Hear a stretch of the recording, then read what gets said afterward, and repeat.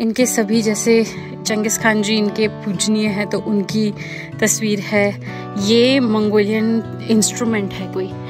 हाँ, सुबह सुबह आंटी ने मस्त ब्रेकफास्ट बना दिया है। सोते समय बहुत चीज़ों की मुर्गे की आती है, कभी मेंढक की आती है। ऊँट की आवाज़ पहली बार सोने के बैकग्राउंड में आई। ऐसा लग रहा है भगवान ने बीच में सीट बना के भेजी है।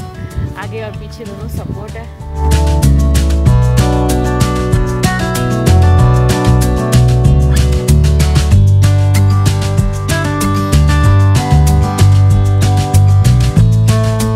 नॉर्थ मंगोलिया के ग्रासलैंड और बहती नदी से सीधा मैं पहुंच गई गोबी डेजर्ट। नहीं, ये रास्ता इतना छोटा नहीं है। पहले मुरुन एयरपोर्ट से उलान बातार एयरपोर्ट, उलान बातार से दलंजा घाट और फिर वहां से आगे और 200 किलोमीटर का एक बहुत ही एडवेंचरस सफर तय करके मैं पहुंची इनके सैंड ड्यून्स। गोबी डेजर्ट में हमेशा सोचती थी कि वहां पे सिर्फ सैंड ड्यून्स होंगे। एक्चुअली उसका सिर्फ 5% एरिया ही सैंड ड्यून्स का एरिया है। उसके अलावा रास्ते में काफी ग्रासलैंड्स हैं, पहाड़ है, बहुत अनोखे जानवर हैं। तो ये बहुत ही खूबसूरत रास्ता तय करने के बाद मैं फाइनली पहुंची उनके खोनगोर एल्स करके जो सैंड ड्यून्स है वहां पे। और ये व्लॉग होने वाला है एक्चुअल मंगोलिया के सैंड ड्यून्स के बारे में। तो जब हम फाइनली जो नोमैडिक फैमिली उनके घर पहुंचे, काफी लेट हो चुका था। सुबह 10 बजे मैं दलंजा घाट से निकली और लगभग 6:30-7 बजे तक मैं जो नोमैडिक फैमिली थी उनके वहां पहुंची। देखा कि एकदम बंजर एरिया में एक छोटी सी झोपड़ी है जो यर्ट या गैर होते हैं इनके, और बाहर इतने सारे जानवर बंधे हुए और एक तरह के नहीं, वहां पे ऊंट थे, डबल हम्प जो कैमल्स होते हैं मंगोलिया के बहुत पॉपुलर, वो, भेड़, बकरियां, बहुत सारे जानवर। तो वहां पहुंचे, उनसे हाय हेलो किया, अपने यर्ट में चेक इन करा और 5 मिनट के बाद बाहर देखा इतना ज्यादा अंधेरा। जब फाइनली नोमैडिक फैमिली से मिले तो उन्होंने स्वागत में हमें दी मंगोलियन टी और ये कुछ फ्राइड चीज होती है, यहाँ का एक वेलकम स्नैक होता है। उसके साथ कुछ मीठा शुगर क्यूब्स वगैरह थे।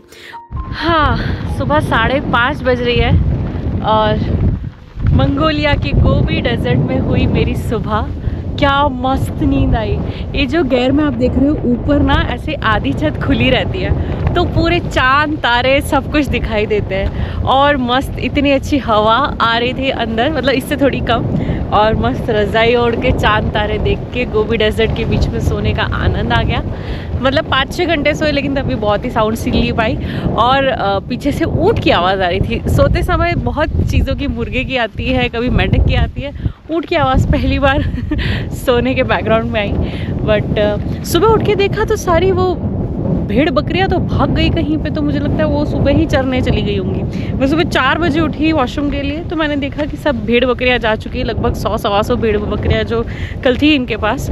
और ऊँट जो है वो अभी भी 1-2 निकल लिए हैं, बाकी के यही हैं। तो ऐसे नहीं बंधे हैं वो लोग कि जा ही नहीं सकते। ये देखिए,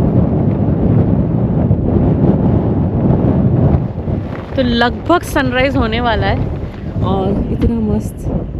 और ये बिल्ली आप देख रहे हैं ये पूरे गेयर पे चढ़ जाती है और वॉक करती रहती है, तो डर सा लगता है कि और हमारा जो गेट वो सिर्फ नाड़े से बंधा हुआ था, उसमें वो नहीं है, लगाने का स्टॉपर वगैरह नहीं था। तो ये सब जुगाड़ है यहाँ पे, तो पासपोर्ट वगैरह सराहने रख के सोना पड़ता है। एनीवेज, तो अभी मस्त सनराइज़ देखने के लिए उठे हैं और बहुत मज़ा आ रहा है गोबी डेजर्ट में। रात को सो के सुबह सुबह उठ के ऊँट के बच्चे के रोने की आवाज़ सुन के और सामने जो रेत का टीला है वो देख के बड़ा मज़ा आ रहा है। तो देखिए, ये है गोबी डेजर्ट मंगोलिया का। और जिनके घर मैं रुकी हूँ, जिन नोमैड फैमिली के यहाँ, पीछे जितनी भेड़ बकरियाँ दिख रही हैं सुबह 4 बजे से निकल चुकी हैं, बिल्कुल एक लाइन से जा रही है डिसिप्लिन में। मेरी टीचर इनको देख के बड़ी खुश हो जाती है। एनीवेज, तो भेड़ बकरियाँ निकल चुकी है और ऊँट इनके बंधे हुए हैं, जिसमें से एक ऊँट रात भर से बोल रहा है।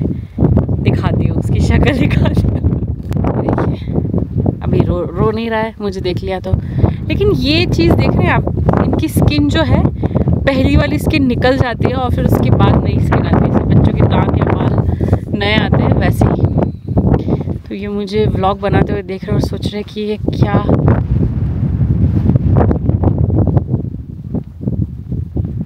ये आ गया चौधरी, आ गया चाचा, आ गया इनका।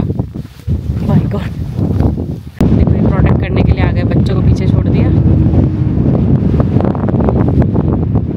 ये देखिए एक टिपिकल जो गैर है यहाँ पे गोबी डेजर्ट, सामने आप देख रहे हैं रेगिस्तान, ऊंट और एक टिपिकल गोबी डेजर्ट का जो गैर है। ऊपर छत ऑफ कोर्स ऐसी खुली हुई है, आसमान दिखता है आपको, और सामने इनके सभी, जैसे चंगिस खान जी इनके पूजनीय हैं तो उनकी तस्वीर है। ये मंगोलियन इंस्ट्रूमेंट है कोई, वो रखा हुआ है। ये फैमिली का नाम गैनबोल फैमिली है और काफ़ी अवॉर्डेड फैमिली है ये। इनकी सब तस्वीरें आप देख सकते हैं यहाँ पे। और यहाँ पे एक घोड़ा, तो जो घोड़ा है और चंगिस खान जी है ये इनके पूजनीय है, तो ये हर गैर के वहाँ पे रखते हैं ये लोग। यहाँ बैठ के हम खाना खाएंगे। हाँ, सुबह सुबह आंटी ने मस्त ब्रेकफास्ट बना दिया है। ब्रेकफास्ट में इन्होंने दिया है आई थिंक कुछ दलिया है, जैम है और कुछ पूरी जैसा है, और ये मंगोलियन टी है। अब पहले के ज़माने में तो वो भेड़ बकरियां चराने के लिए पैदल ही चला करते होंगे, लेकिन अब यहाँ पे ये रशियन मेड एक बाइक आ चुकी है, तो लगभग हर नोमैडिक फैमिली के पास आपको इस तरह से एक बाइक दिखाई देगी। तो अब चलते हैं अपनी ऊंट सवारी पे। इन ऊँटों को डबल हम्प ऊँट या फिर बैक्ट्रियन कैमल्स कहा जाता है। जब भी आप सिल्क रोड की तस्वीरें देखेंगे, सिल्क रोड में बहुत महत्वपूर्ण भूमिका निभाई है। इनको मोस्टली सामान ढोने वगैरह के लिए इस्तेमाल किया जाता था, और इनकी खास बात यह है कि इनका शरीर बहुत एक्सट्रीम वेदर कंडीशंस को सर्वाइव कर पाता है, डिफरेंट टेरेन, डिफरेंट एलिवेशन वगैरह को, इसलिए भी इनको हमेशा से डोमेस्टिक किया जाता था इस एरिया में। जब मैंने इन पे चढ़ने की कोशिश करी तो सबसे पहले एकदम वियर्ड चीज थी कि इनका जो हम्प था वो एकदम स्टिफ नहीं था। जैसे जब आप राजस्थान के ऊँटों पे सवारी करेंगे तो थोड़ा सा स्टिफ हम्प होता है, it doesn't move like this, लेकिन इनका हम्प थोड़ा सा ऐसे लूज था, तो मुझे बहुत अजीब सा लग रहा था। Actually it's very convenient to sit. ऐसा लग रहा है भगवान ने बीच में सीट बना के भेजी है, आगे और पीछे दोनों सपोर्ट है, और ये थोड़े घोड़े के कंपेयर में ज़्यादा सीधे लग रहे हैं मुझे। और ये ऊँटों पे बैठ करके मैं अपना आधा रास्ता तय करने वाली हूँ सैंड ड्यून्स का। जी हाँ, और जब वहाँ पहुँचे तो रियलाइज हुआ कि रेत पे चढ़ना और चलना दोनों ही बहुत ज़्यादा मुश्किल था, और अचानक इतनी ठंडी वाले एरिया से इतनी ज़्यादा गर्मी होने लगी, और ऐसी तूफान वाली हवा चल रही थी कि पूरी रेत ऐसे मुंह में, बालों में, सब जगह घुस रही थी। तो मैंने जितना एस्टिमेट किया था उतना ज़्यादा टाइम तो मैंने सैंड ड्यून्स पे नहीं स्पेंड करा, सिर्फ 2-3 घंटे टाइम पास किया थोड़ा सा, और फिर वहाँ से चले आए वापस अपने यर्ट या फिर गैर कैंप पे। जूतों में इतनी रेत भर गई है, बैग में, हाथ में, सब जगह रेत भर गई है। फन तो ठीक है, फोटो वोटो खिंचा लो तो ठीक है, लेकिन क्योंकि यहाँ पे वो आपको पैदल ही आना पड़ता है, तो आप बहुत ऊंचे नहीं जा सकते, या जाने का मन हो तो जा भी सकते हो। एक्चुअली बहुत ज़्यादा तेज़ हवा चल रही है, बहुत तेज़, आंखों में, मुंह में, सब जगह धूल जा रही है। ऑफ कोर्स डेजर्ट में और क्या एक्सपेक्ट करोगे। तो ये है गोबी डेजर्ट। इससे पहले मैंने वियतनाम में एक डेजर्ट देखा है, म्यूनी में, और राजस्थान में देखा है। उससे थोड़ा डिफरेंट ये है कि यहाँ पे कोई टूरिस्ट एक्टिविटी वगैरह नहीं है, वो कोई बेच रहा है, कुछ का एक्टिविटी करा रहा है, कुछ नहीं है, वीरान पड़ा है, आना तो आ जाओ, ऐसा वाला सीन है। और गोबी डेजर्ट पूरा सैंड ड्यून से भरा हुआ नहीं है, वो बीहड़ वाला इलाका भी है। सैंड ड्यून्स का जो एक वो छोटा परसेंटेज ही है यहाँ पे, और कहीं कहीं पे घास उग रही है, तो विंटर में यहाँ पे पूरी बारिश हो जाती, स्नो हो जाती है, तो इसलिए जितने भी नोमैड्स होते हैं वो समर में तो यहाँ कैंप करते हैं क्योंकि यहाँ पे थोड़ी बहुत घास होती है। फिर जब विंटर में सिर्फ जो माउंटेन टॉप होते हैं, जैसे वो जो दिख रहा है वहाँ पे घास होती है घोड़े वगैरह या फिर ऊँट वगैरह को खाने के लिए, तो इसलिए उनको वहाँ पर मूव करना पड़ता है पैदल through out this sand dunes. तो डिफ़िकल्ट लाइफ है यार यहाँ पे, एंड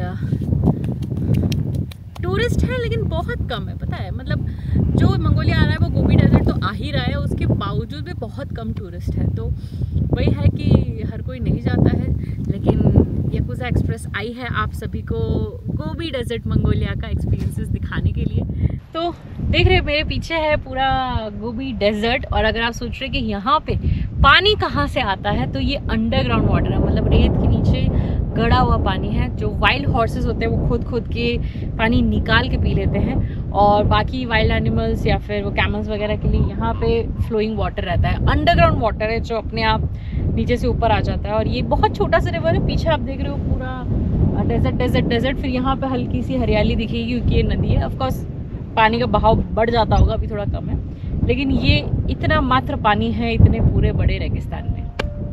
रास्ते में हमने और भी गैर कैंप्स देखे। देखिए इस तरह से ऐसे स्ट्रक्चर्ड बहुत सारी छोटी छोटी झोपड़ियाँ होती है जिसमें टूरिस्ट वगैरह रुका करते हैं। तो जब आप अगर मंगोलिया आते हैं तो किसी टूर एजेंसी के साथ अगर आप ग्रुप बुक करते हैं तो आपको इस तरह से ठहराते हैं। लेकिन हम एक एक्चुअल नोमैडिक फैमिली के घर में रुके थे तो वो एक्सपीरियंस ज़्यादा अनोखा था। अगर आपको वीडियो पसंद आया तो अपने दोस्तों के साथ शेयर कीजिए, इस वीडियो को एक लाइक कीजिए। बहुत ज़्यादा एफर्ट लगता है वीडियोस बनाने में, तो अच्छा लगेगा अगर आप थोड़ा सा सपोर्ट करेंगे और याकोजा एक्सप्रेस के साथ बने रहिए।